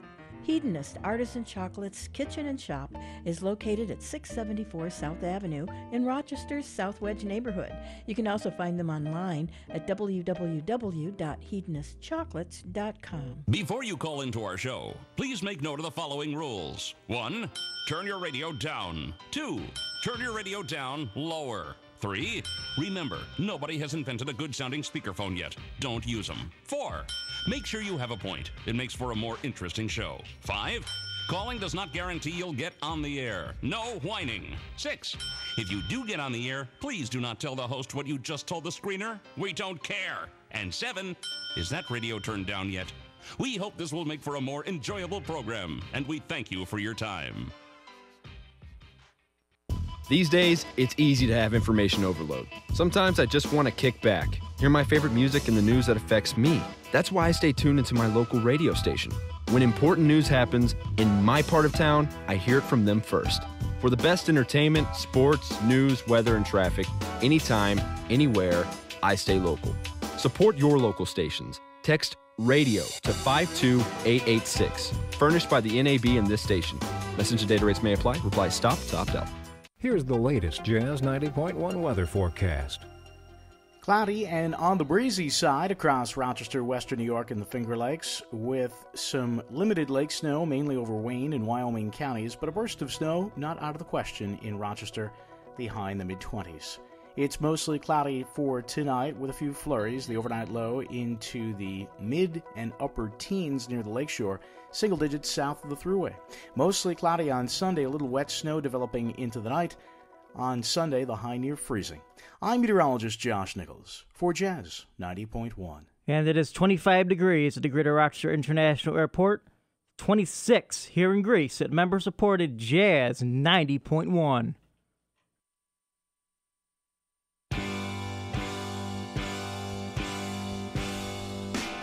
Hi, this is Otto Bruno. Join me every Sunday from 12 to 2 on member-supported Jazz 90.1.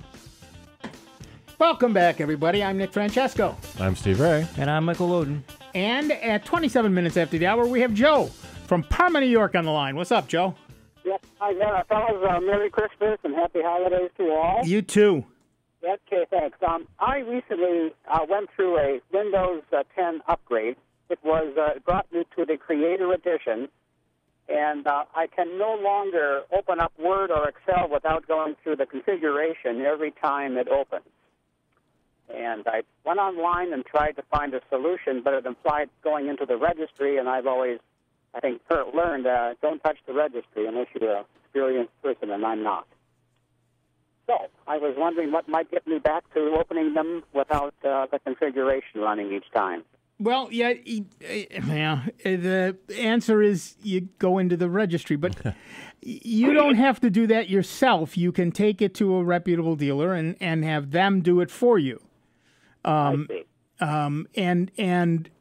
that will cost you money, but shouldn't cost you a lot of money because it's a known fix and it's a known set of steps and et cetera, et cetera. So, what version of Office is it?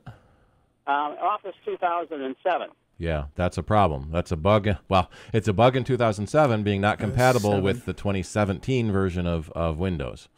I see. Well, I certainly agree taking it to a dealer is where I'm going to go, but I just wanted to see if there was a simple solution, and obviously there's a simple one if I go to a dealer, and I'm fine with that. Well, or yes. upgrade to a later version of Office. Right. Or switch to one of the free Office suites like Google Docs or LibreOffice. Yeah, I think you're right. I will certainly consider all that. Okie doke, Joe. Oh, here's a... no, I'm sorry. All right, thanks. Yep.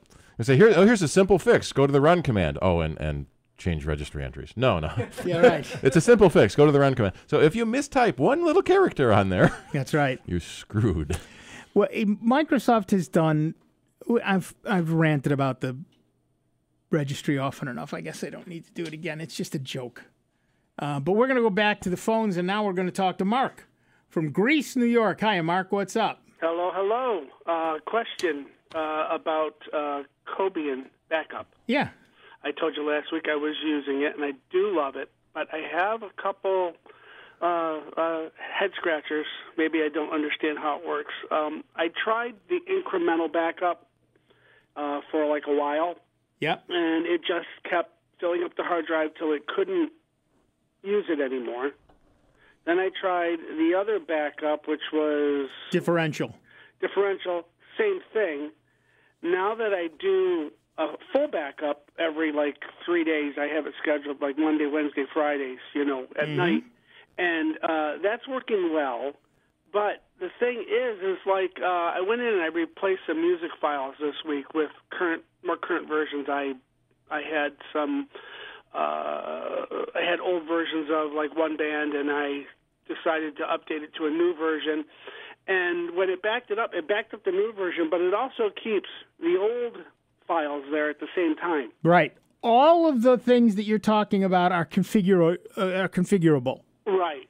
So somewhere in the and I can't lead you to it because I just don't have Cobian in front of me. But right. Somewhere in the configurations, you can set it to keep old files, delete old files, keep X number of versions, et cetera, et cetera.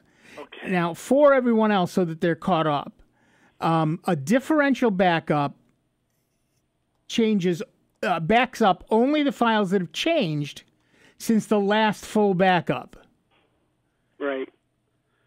An incremental backup also backs up only changed data, but they only back up the data that changed since the last incremental backup. Right. So what would happen is every time I did one of those, it would back up all the files I said to back up, but 99% of them would be empty.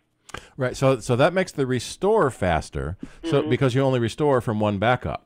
Right. When you do incremental, it restores the full, and then each incremental has to be restored in sequence to get back. A differential has to have to back up restore two files: the full backup and the last differential. Yeah. Okay. But if you keep all those differentials, then yes, you're going to fill up your hard drive fairly quickly. Right.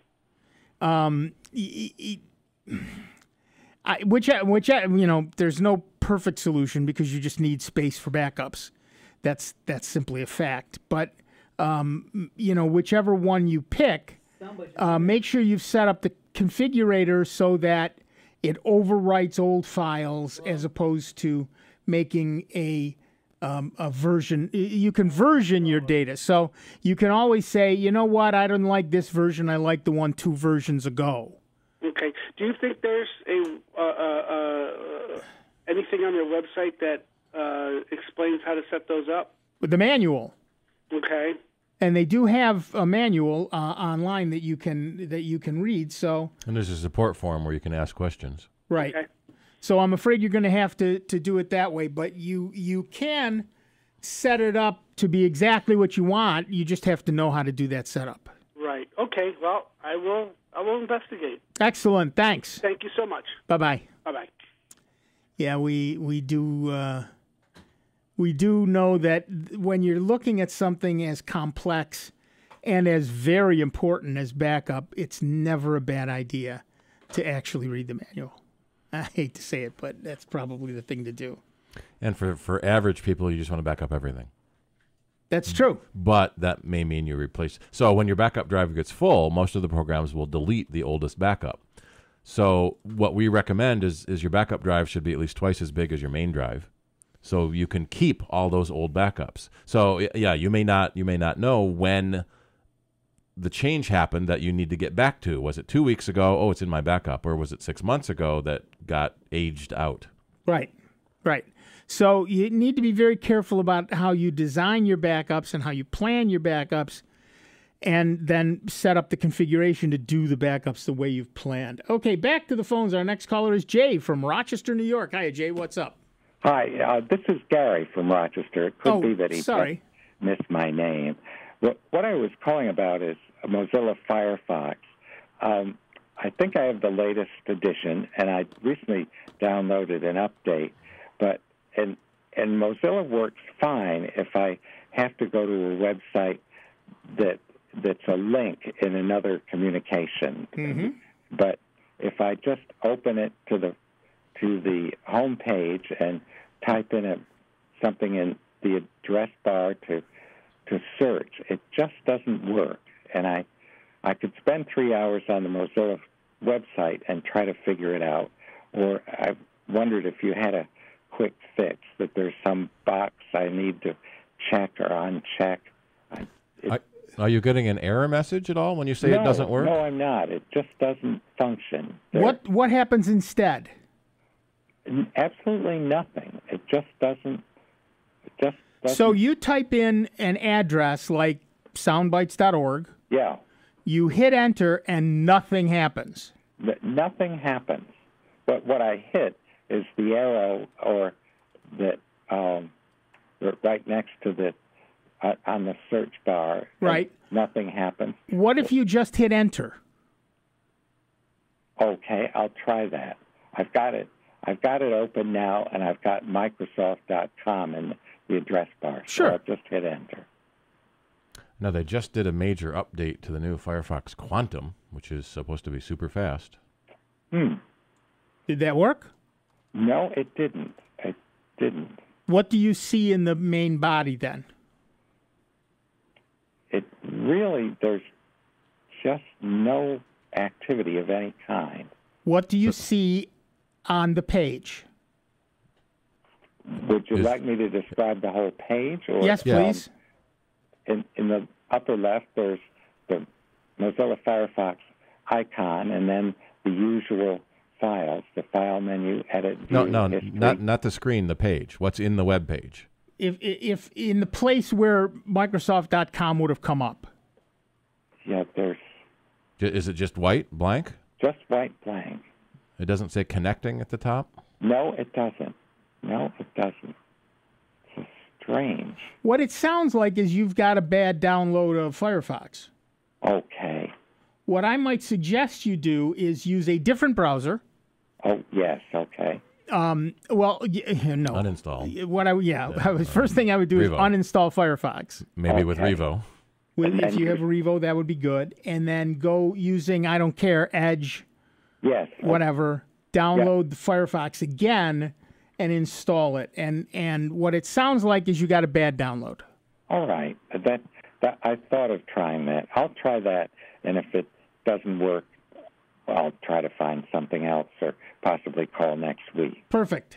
Thanks so much. Thanks. All right. Bye-bye. Yep. Sometimes that happens. Yeah. It should at least say connecting as it tries to load the page. So if it's not doing anything at all, it probably was a bad install. Yep. And we see that sometimes. It's rare, but it happens. Bad install, bad download, that's sort of fair.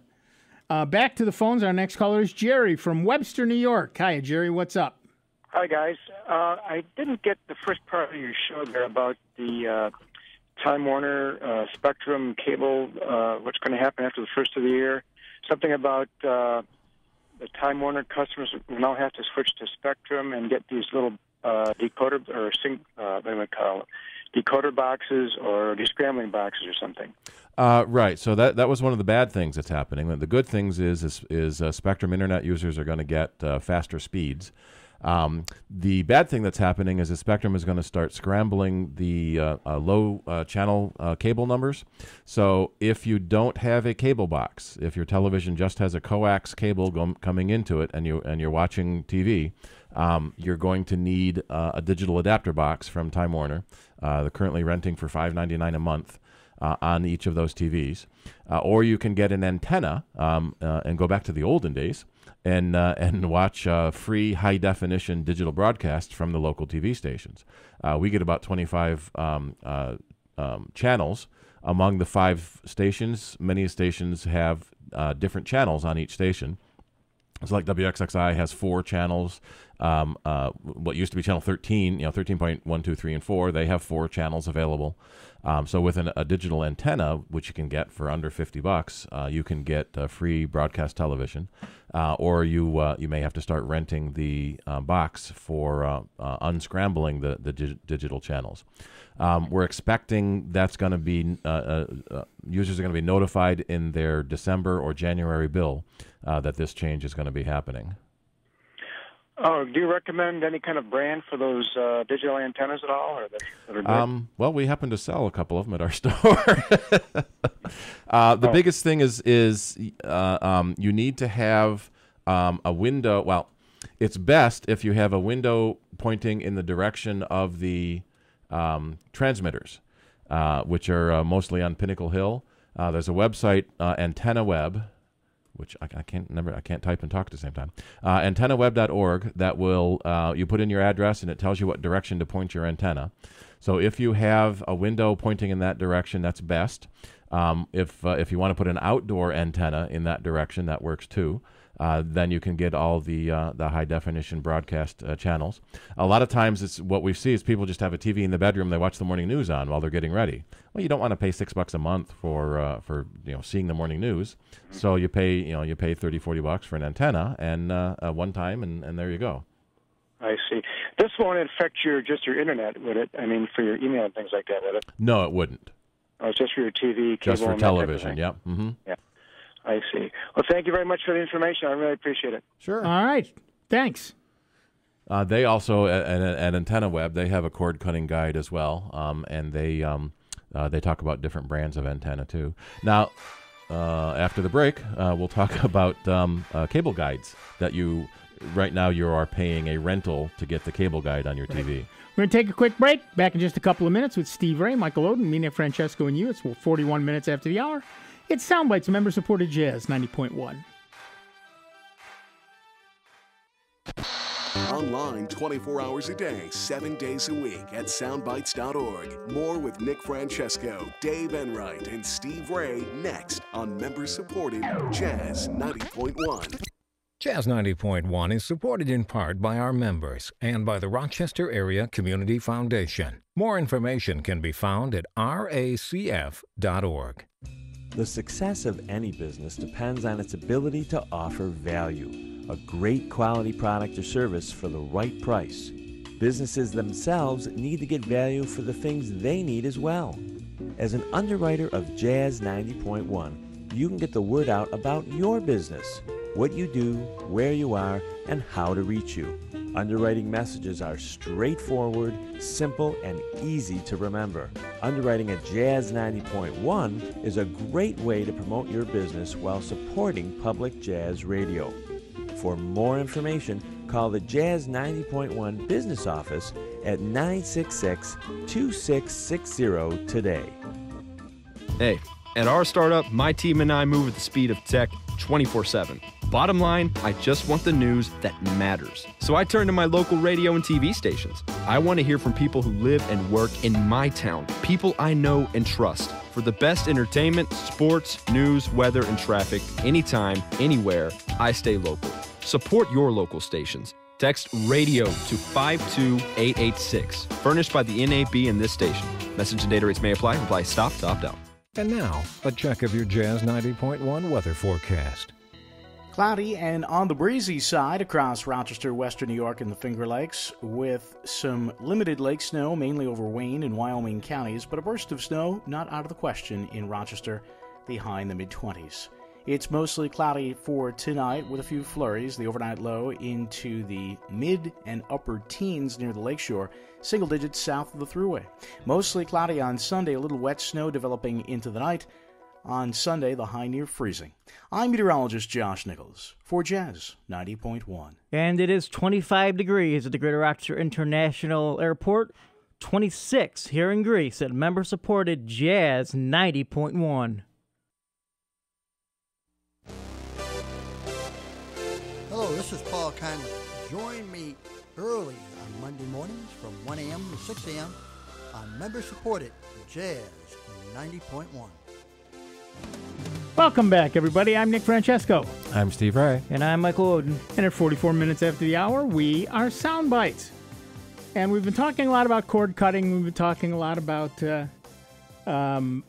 your cable bill and things like that. And Steve's going to put the Antenna Web thing up online, on our website. And we'll see how that all works. Oh, I bet this is why right here. Oh, yeah.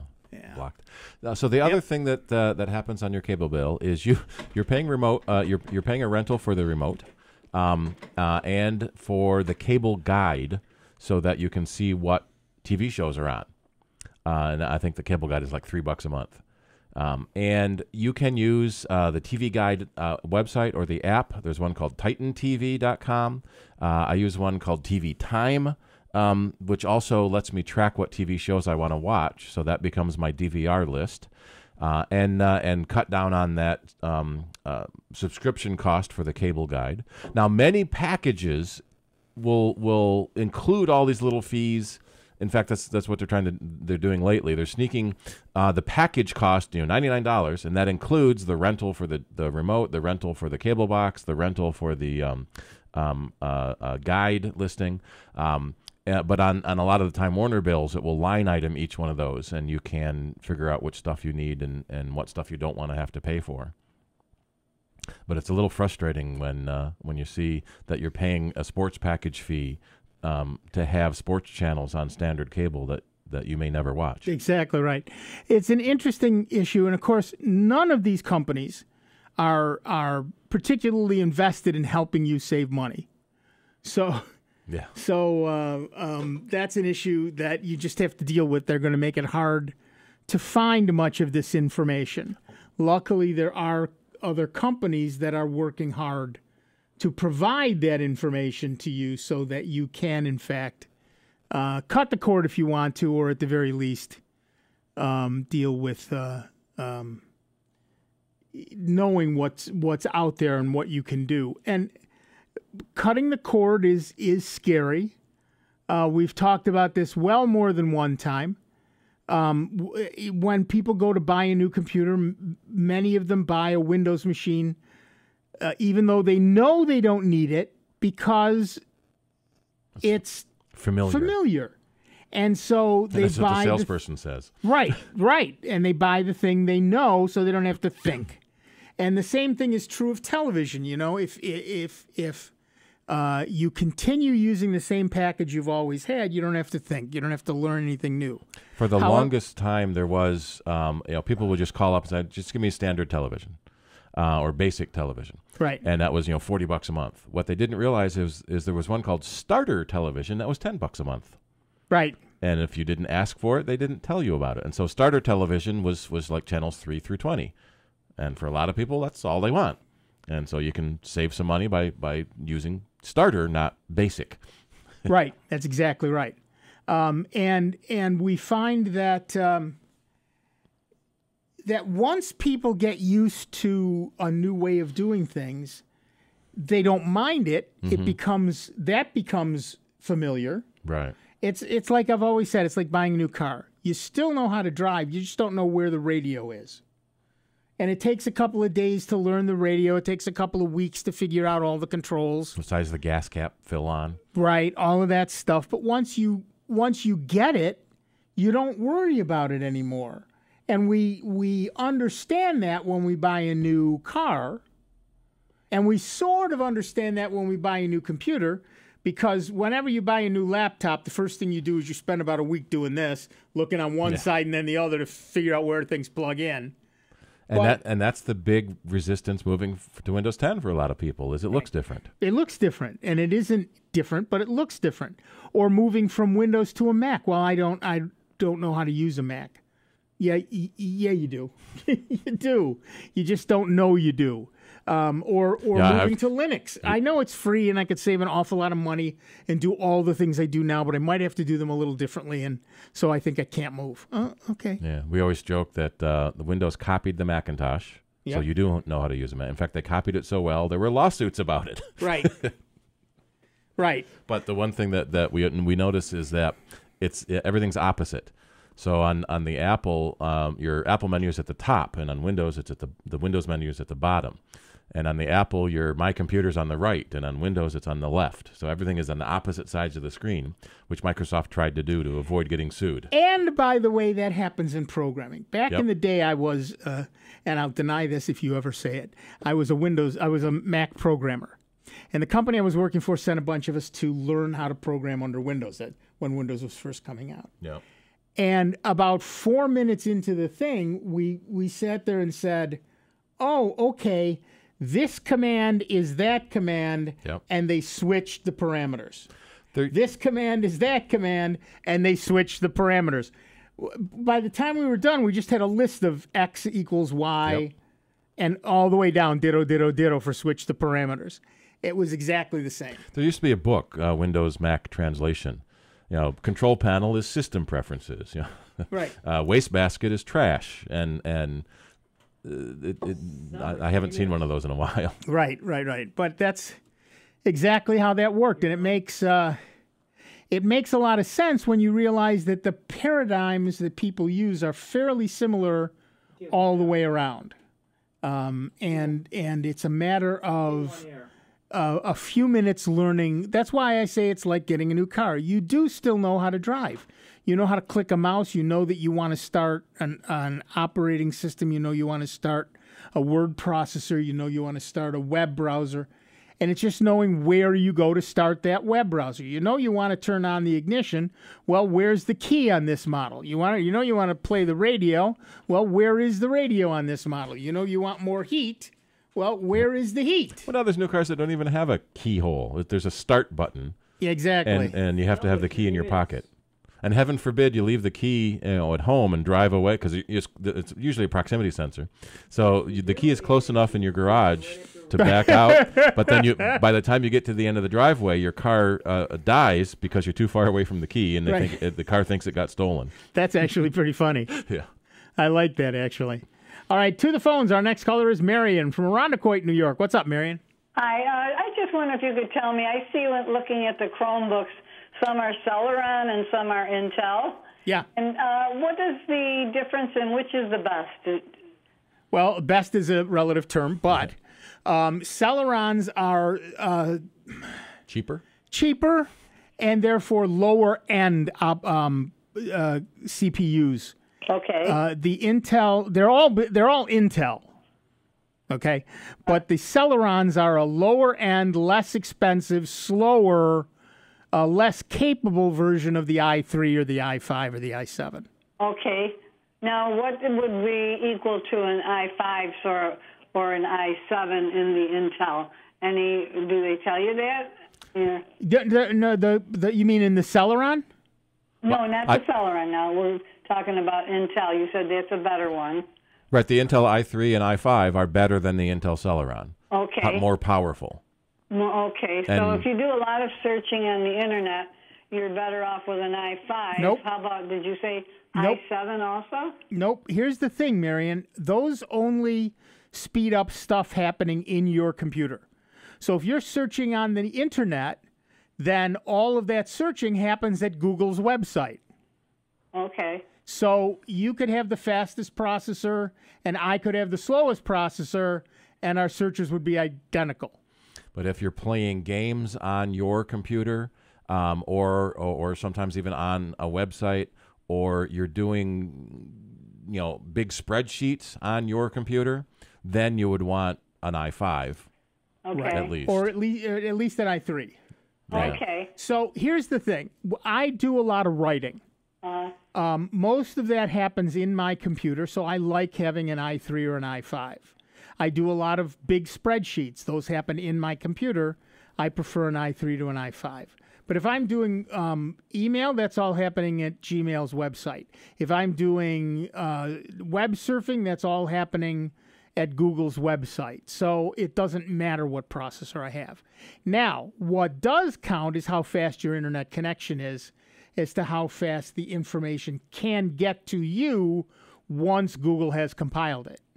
Okay. So which one will you want the i5 then? Well, for most people, unless you're doing big spreadsheets and big documents, an i3, even a Celeron, is fine. Okay. So an i3, if you're looking for a little more power, an i3 would be fine. Okay, and that's basically just for the spreadsheets, documents, and PowerPoint things? Right. Okay. Now, with PowerPoint, I go to an i5 because that's heavy graphics. Right. You might, but the graphics chips are different. Yeah. Right. So an i3 or an i5, if you're doing a lot of Office suite type stuff. But if what you're doing is searching and mail and that sort of fare, a Celeron is fine. If you're playing games, an i3 or an i5, faster is always better. So an i5 would be better. Okay. Can I ask you a price point on the i5s? An idea of what they go for? Generally, they add $75 to $100 to the price. Right. Okay, so you're talking like $350? Ish. Yeah. Okay. And any particular brand, or aren't you able to mention that? We could mention it, but most of them are good. The standard names, Toshiba, HP, things like that are well-known names. They all make Chromebooks. Asus makes exceptionally nice Chromebooks. How about Dell? Do they? Dell makes Chromebooks, and they're very nice. Okay. You could with all of them, right. You can get low end as well as high end. Yeah, so you get to pick. You can get cheap or you can get fast. Right. Okay. Yeah. All right. Well, thank you very much. Yep. Good luck. All right. Thanks. Bye-bye. And then if you want to really go overboard, there's the new iMac Pro. Which starts at starts at $5,000. Starts at $5,000 with a Xeon W processor in it and Vega 64 graphics. When they announced it last summer, they announced all this stuff it could have in it: 18-core processor, 128 gigs of RAM, a 4 terabyte SSD. And so people started looking up what this stuff would cost. A 4 terabyte SSD is $5,000 all by itself. All by itself. And so people were expecting $17,000, $18,000, maybe $20,000 for a maxed out iMac. It's only $13,000. Well, but don't forget that's only the 10. Well, maxed out with 18 core. No, with they everything. said the 18 cores aren't available yet. Well, I'm not saying available. I'm saying price. Okay. So if you max everything out, 18 core, 128 gigs of RAM, the 4 terabyte SSD, it's only $13,200. So it's cheaper than we thought it would be. It is cheaper. And we have orders for 5 of them from our video clients. Nice. All right, that's it. This music tells me we're done for another week. I want to thank Steve Ray. I want to thank Michael Oden, who jumped in to handle the board for us. God bless you, Michael. You're okay on my book. I don't care what Dave says about you. Don't go away. George is coming in to play the best German music you'll hear all week. Michael's going to stick around to keep him on the straight and narrow. Somebody bring this boy a beer. We'll be back next week with a whole lot more of the longest running computer show in the known universe. You folks have a great, great, great holiday. Whether you celebrate Hanukkah, Christmas, some other thing, I don't care. Just have a great one, whatever it is. And we will see you soon. In fact, in 166 hours. This is Soundbites on the Truly Great, and grateful to you that we are member-supported Jazz 90.1. One Club calendar highlights for Saturday, December 16th. Brad Costello and Roger Ecker's Jazz